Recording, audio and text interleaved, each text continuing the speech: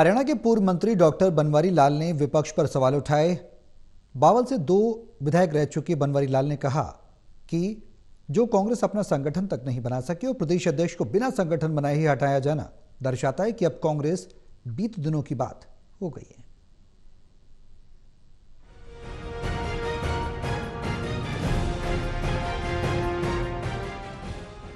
हरियाणा के पूर्व मंत्री डॉक्टर बनवारी लाल ने विपक्ष पर सवाल उठाए हैं। बावल से 2 बार विधायक रह चुके बनवारी लाल ने कहा कि जो कांग्रेस अपना संगठन तक नहीं बना सकी और प्रदेश अध्यक्ष को बिना संगठन बनाए ही हटाया जाना दर्शाता है कि अब कांग्रेस बीते दिनों की बात हो गई है।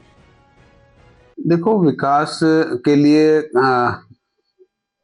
प्रयास करने पड़ते हैं, फॉलोअप करना पड़ता है। तो हो सकता है अभी भाई नई सरकार बने, नए विधायक बने तो उनको समय लग रहा होगा और सरकार हमारी काम कर रही है और निश्चित तौर पर जो काम रुके हुए थे वो आगे गति लेंगे। वहीं रेवाड़ी के माजरा में निर्माणाधीन एम्स में ओपीडी शुरू नहीं हो पाने के सवाल पर कहा कि निर्माण कार्य पूरा नहीं होने के कारण देरी हो रही है, लेकिन सरकार का प्रयास है जल्द ही यहां शुरू होगी ओपीडी। लोगों को जल्द ही स्वास्थ्य लाभ मिलेगा। साथ ही उन्होंने बावल विधानसभा में विकास कार्यों पर ब्रेक लगने के सवाल पर कहा कि नए विधायक नए मुद्दे करना पड़ता है, लेकिन जल्द ही विकास की गति लोगों को मिलेगी। देखो, अभी एम्स का जो भवन है, जो निर्माण का कार्य जो चल रहा है वो अभी कंप्लीट नहीं हुआ है लेकिन फिर भी प्रयास हैं हमारे कि भाई जल्दी से जल्दी एम्स के अंदर ओपीडी की शुरू की जाए और ताकि आसपास के लोगों को स्वास्थ्य लाभ मिल सके। तो इसमें हमारे प्रयास है कि भाई जल्दी से जल्दी यहाँ पर ओपीडी शुरू हो।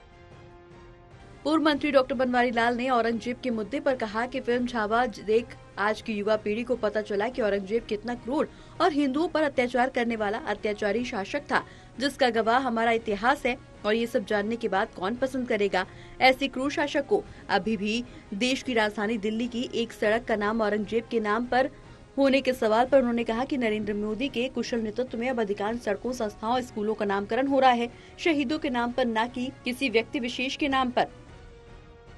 देखो, जिस तरह से औरंगजेब के बारे में अभी जो पिक्चर आई है छब्बा, उसके अंदर जो उनका इतिहास दिखाया गया है कि भाई किस तरह से औरंगजेब ने हिंदू मंदिरों को ध्वस्त करवाया, हिंदुओं पर अत्याचार किए। तो इसको देख करके हमारे जो नई जनरेशन है उसको इस बात का पता लगा है कि भाई किस तरह के वो आदमी थे, किस तरह के वो शासक थे। उससे देश के यशस्वी प्रधानमंत्री नरेंद्र भाई मोदी बने हैं। तो वो अब जो भी आगे जितने भी संस्थाएं हैं, जितने भी सड़कें, मार्ग हैं, उनका वो शहीदों के नाम से ही नामकरण कर रहे हैं, ना कि इस तरह किसी इंडिविजुअल आदमी के नाम से कोई नाम नहीं रखा जा रहा। अब शहीदों के नाम से ही चाहे हमारी कोई संस्था हो, चाहे सड़क हो, चाहे भवन हो, उनका सबका नामकरण उनके नाम से किया जा रहा है। बहरहाल पूर्व कैबिनेट मंत्री डॉक्टर बनवारी लाल ने विपक्ष पर कई सवाल उठाए। अब देखना ये होगा कि विपक्ष इस पर क्या जवाब देता है। टोटल टीवी के लिए रेवाड़ी से श्याम बाटला की रिपोर्ट।